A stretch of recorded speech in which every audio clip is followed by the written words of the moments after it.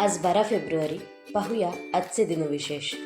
आजच्याच दिवशी 1976 रोजी तत्कालीन पंतप्रधान इंदिरा गांधी यांच्या हस्ते इडुक्की, केरळ येथील हायड्रो इलेक्ट्रिक प्रोजेक्टचे उद्घाटन करण्यात आले.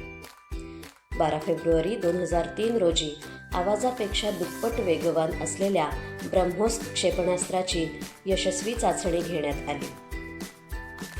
अमेरिकेचे 16वे राष्ट्राध्यक्ष अब्राहम लिंकन यांचा 12 फेब्रुवारी 1809 रोजी जन्म झाला. आर्य समाजाचे संस्थापक दयानंद सरस्वती यांचा 12 फेब्रुवारी 1824 रोजी जन्म झाला. आपली भेदक नजर आणि दमदार आवाजामुळे भारतीय चित्रपटात वेगळा ठसा उमटवणारे पद्मभूषणाने सन्मानित प्राणक्रिशन सिकंद उर्फ प्राण यांचा 12 फेब्रुवारी 1920 रोजी जन्म झाला.